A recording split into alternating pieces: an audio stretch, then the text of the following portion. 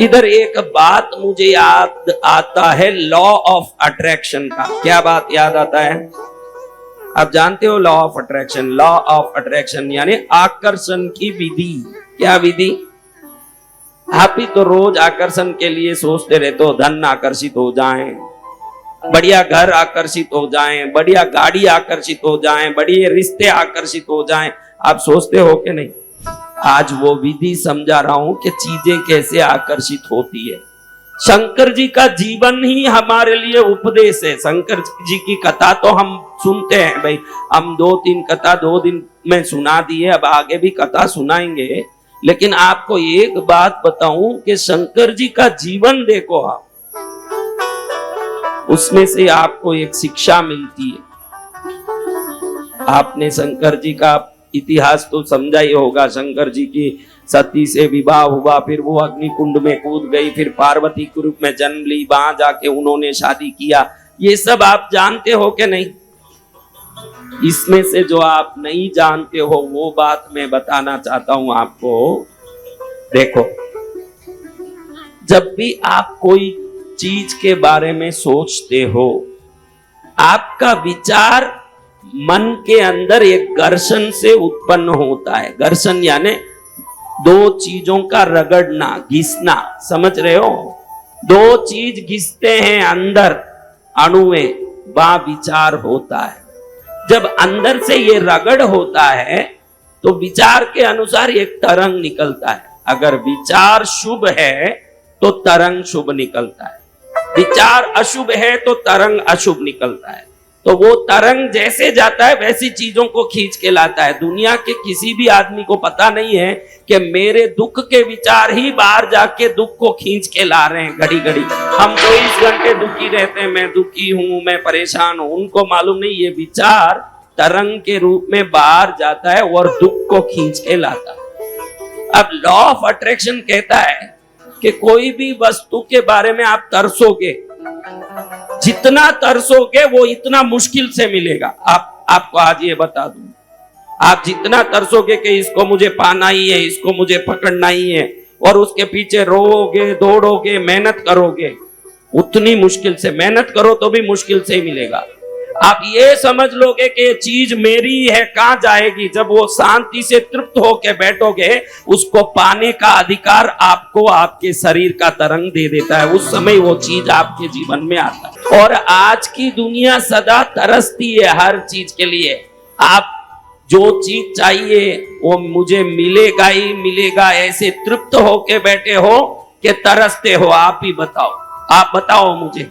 Law of attraction कहता तरसना बंद करो तो वो चीज आपके लिए तरसेगी। कविकार कहते हैं जब तक तू तरसता है, एक बूंद पानी के लिए भी तुझे पीछे भागना पड़ेगा। जिस दिन तू सोच लेगा कि ये चीज मेरी है, कुआं स्वयं तुझे ढूंढ के आएगा पिलाने के लिए। ये शास्त्रों का नियम है। पहले आपको तरसना बंद करना पड़ेगा। मेरा ये चीज नहीं आ रहा, ये चीज नहीं मिल रही है, ये मेरे से नहीं हो रहा, ये काम नहीं हो रहा, ये व्यवस्था नहीं हो रही है। ये तरस जिस दिन बंद होगा ना, मस्त हो जाओगे। जो आपका है वो कोई छीन सकता है? और जिस चीज को आपका है आपने सोच लिया, वो पराया हो सकता है? तो सोच लो कि वो चीज मेरा ही है, तृप्त रहो। वो चीज जल्दी आने के लिए ये शुभ विचार व्यवस्था कर देगी, सही विचार उस चीज को खींचेगी। जब तक वो विचार नहीं आएगा, विचार से ही दुखी है आदमी। मैं बीमार रहता हूं, मैं बीमार रहता हूं, विचार बीमारी को खींचेगा। मैं दुखी रहता हूं, मैं दुखी रहता हूं, वो विचार दुख को खींचेगा। क्योंकि आप अंदर एक विचार करते हो, उस विचार के अनुरूप एक तरंग बाहर जाता है ब्रह्मांड में। वो विचार के अनुरूप के चीज को खींच के वापस लाता है, आपके पास छोड़ के ही जाएगा। वो विचार एक घटना को आपके पास छोड़ के ही जाएगा। बीमारी का विचार बीमारी को, दुख के विचार दुख को, धन के विचार धन को, सुख का विचार सुख को लाता है। इसीलिए आजकल लॉ ऑफ अट्रैक्शन वाले कहते हैं मेरे पास बहुत धन है, मेरे पास बहुत सुख है, बराबर सुबह शाम बोलते रहो, कुछ दिनों में देखोगे कि आपके जीवन में समृद्धि के रास्ते खुल रहे हैं, क्योंकि जैसे सोचो वैसा ही होता।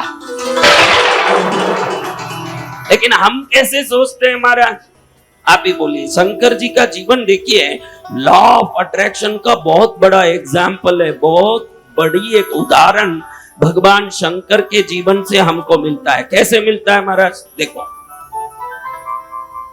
दक्ष प्रजापति की पुत्रियां हुई, 27 पुत्रियों को तो चंद्रदेव ने विवाह कर लिया।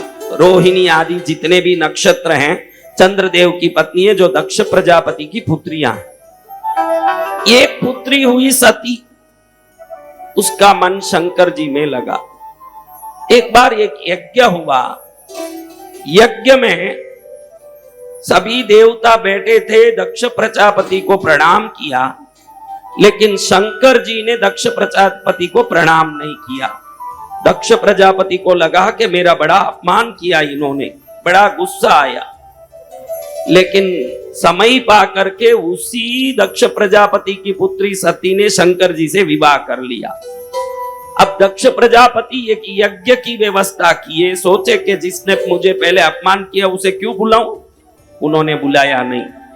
सती माता को मालूम पड़ा कि एक यज्ञ हो रहा मेरे पिता के घर में और उस यज्ञ में बुलाया नहीं जा रहा है, तो उन्होंने कहा कि मैं जाके मेरे पिता को पूछूंगी कि सर्वोत्तम सर्वेश्वर सर्वोपरि प्रथम पूज्य भगवान शंकर को क्यों नहीं बुलाया।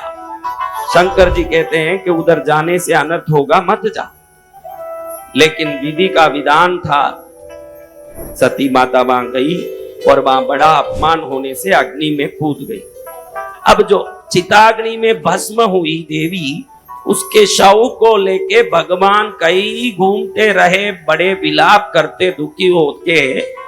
उनको ये वियोग से दुखी होते देख विष्णु ने चक्र से उन सती माता के कंधे पर पड़े अंगों के टुकड़े किए। वो 51 टुकड़े जहां जहां गिरे वो 51 शक्तिपीठ इस पृथ्वी तल पर हुए।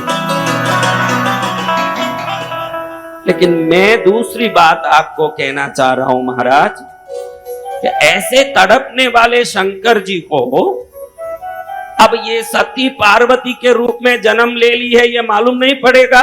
त्रिलोकेश्वर को क्या मालूम नहीं पड़ता है कि पार्वती कौन है। अब बताओ कि जितने वियोग से दुखी हुए हैं शंकर जी, उस हिसाब से जैसे ही पार्वती जन्म ली और बड़ी हुई, तड़पते तड़पते खुद दौड़ के शादी कर ले मुझसे, मैं तेरे लिए बहुत तड़प रहा हूं, जाना चाहिए कि नहीं।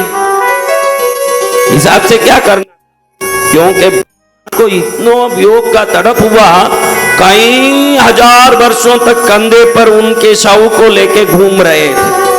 इतने तड़पने वालों को जब मालूम पड़ गया कि भगवती अगले जन्म में जन्म ले चुकी है, जैसे ही कन्या हुई उसके पीछे पड़ना चाहिए था कि नहीं, तू ही मेरी सती है, तू ही मेरी अभी पार्वती बनी है, मेरे से विवाह कर, उधर जाके खड़ा होना चाहिए था कि नहीं।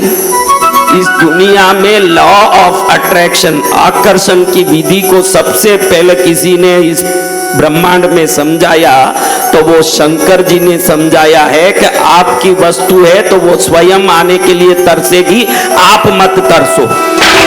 आप तरसोगे तो मुश्किल पड़ेगा, जब आप तरसोगे तो वो चीज दूर होती जाएगी। अब शंकर जी तो बिल्कुल योग में बैठ गए।